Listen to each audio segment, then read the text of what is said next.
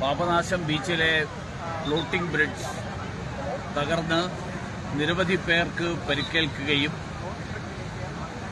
ആശുപത്രിയിൽ പ്രവേശിപ്പിക്കപ്പെടുകയും ചെയ്തിട്ടുള്ള സംഭവം അങ്ങേയറ്റം ആശങ്കാജനകമായിട്ടുള്ളൊരു കാര്യമാണ്. 2023 മെയ് മാസത്തിലാണ് മലപ്പുറം ജില്ലയിലെ താനൂരിൽ വിനോദസഞ്ചാരികൾ സഞ്ചരിച്ചിരുന്ന ബോട്ട് തകർന്ന് 22 പേർക്ക് ജീവൻ നഷ്ടപ്പെട്ടത്. ഇവിടെ ഈ ബ്രിഡ്ജ് ഉദ്ഘാടനം ചെയ്ത് സംസ്ഥാന ടൂറിസം മന്ത്രി സ്ഥലം MLA സാന്നിധ്യത്തിൽ ഈ ബ്രിഡ്ജ് ഉദ്ഘാടനം ചെയ്തിട്ട് 3 മാസമേ ആയിട്ടുള്ളൂ. ഈ 3 മാസം കൊണ്ട് എന്തുകൊണ്ട് ഈ തരത്തിൽ ഉള്ള അപകടം സംഭവിച്ചു? മാനദണ്ഡങ്ങളൊക്കെ പാലിച്ചുകൊണ്ടാണോ ഈ നിർമ്മാണം നടന്നിട്ടുള്ളത്? ആവശ്യമായിട്ടുള്ള മുൻകരുതലുകൾ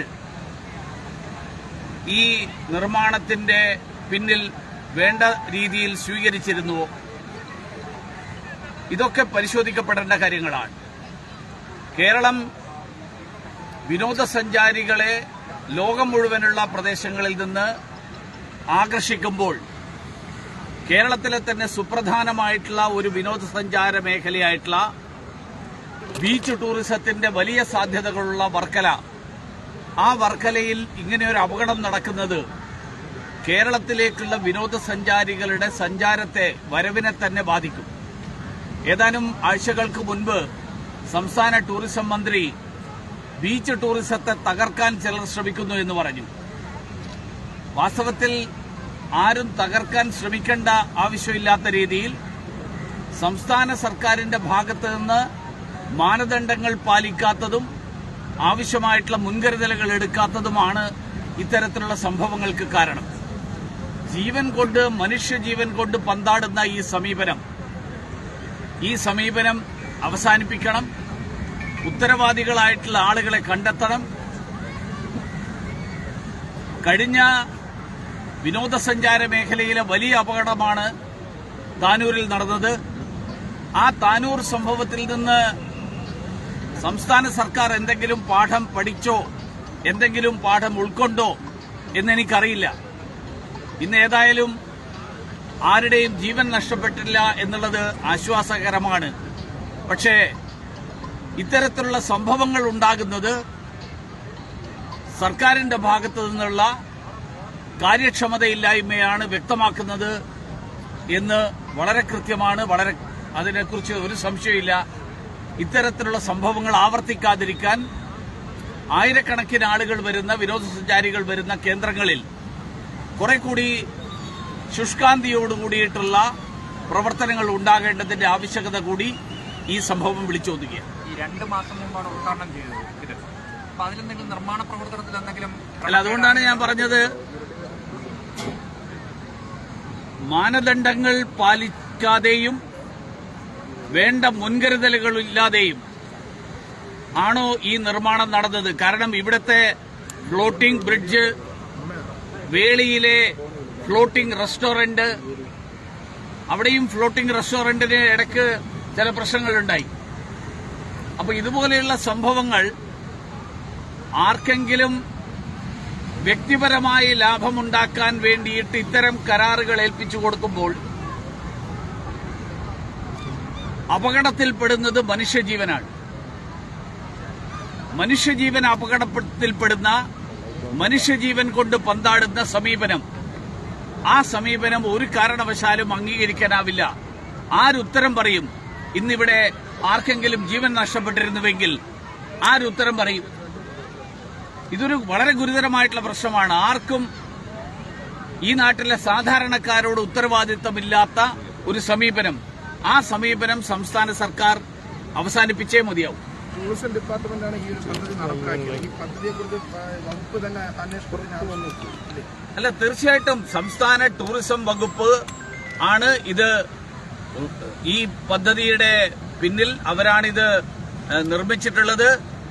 അവര് പാലിക്കേണ്ട മാനദണ്ഡങ്ങൾ, ആൾക്കാരിപ്പോ എന്നോട് പറഞ്ഞത് തിര ശക്തിയായിട്ട് അടിച്ചു.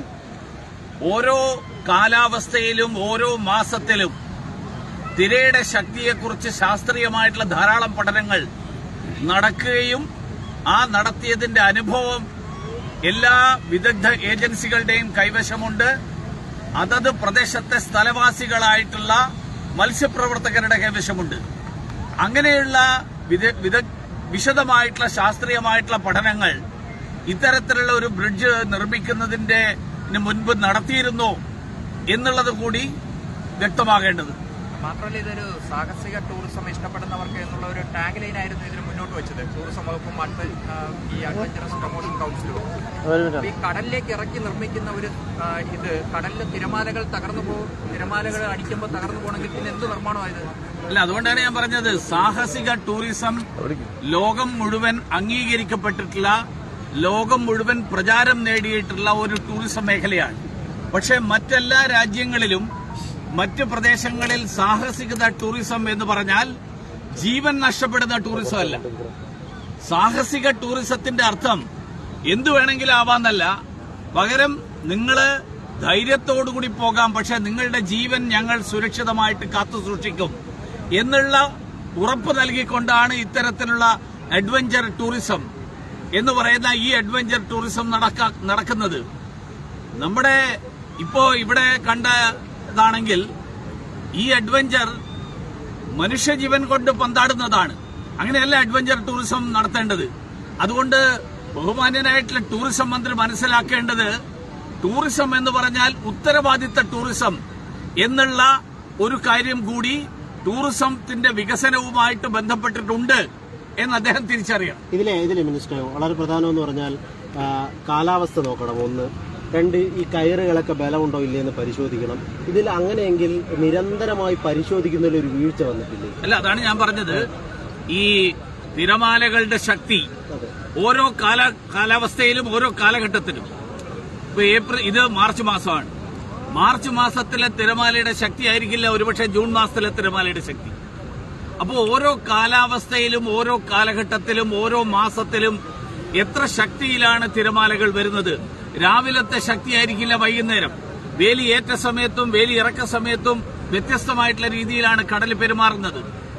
ഇതെല്ലാം പരിഗണിക്കുകയും കൃത്യമായി ഉള്ള ഇടവേളകളിൽ സുരക്ഷാ സംവിധാനങ്ങൾ പൂർണ്ണമായും പ്രവർത്തനക്ഷമമാണോ എന്ന് പരിശോധിക്കുകയും ചെയ്യേണ്ടതുണ്ട്. പക്ഷെ നമ്മുടെ നാട്ടിൽ 22 പേരുടെ ജീവൻ നഷ്ടപ്പെട്ടിട്ടും ആർക്കും ഒരു ഉത്തരവാദിത്വം ഇല്ല. റെയിൽവേ അപകടം നടന്നാൽ റെയിൽവേ മന്ത്രി രാജിവെക്കണമെന്ന് ആവശ്യപ്പെടുന്ന ആളുകൾ ഇതുപോലത്തെ അപകടം നടക്കുമ്പോൾ ആ അപകടത്തിന് പിന്നിലുള്ള അതിന്റെ ഉത്തരവാദികളായിട്ടുള്ള ആളുകൾക്ക് ധാർമ്മികമായിട്ടുള്ള ഉത്തരവാദിത്വം ഇല്ലേ? ഈ നാട്ടിലെ ജനങ്ങളുടെ ജീവൻ കൊണ്ട് ഇങ്ങനെ പന്താടാം എന്നുള്ള ആ സമീപനം ശരിയല്ല. അതായത് നിർമ്മാണ പ്രവർത്തനങ്ങൾ അന്വേഷണം ആവശ്യപ്പെടും, തീർച്ചയായിട്ടും ആവശ്യപ്പെടും. ഇങ്ങനെയുള്ള പ്രോജക്ടുകൾ ചെയ്യുന്ന സമയത്ത് ഇൻഷുറൻസ് മസ്റ്റാണ്. പക്ഷേ പലരുടെ ഇവിടെ പറഞ്ഞു കേട്ടു ഇൻഷുറൻസ് പോലും എടുത്തിട്ടില്ല എന്ന് പറഞ്ഞിട്ട്. അതുകൊണ്ട് ഞാൻ പറഞ്ഞത് ആവശ്യമായിട്ടുള്ള മാനദണ്ഡങ്ങളും മുൻകരുതലുകളും പാലിക്കാതെ നടത്തുന്ന നിർമ്മാണം, ആ നിർമ്മാണമാണ് അപകടങ്ങൾക്ക് കാരണമാകുന്നത്.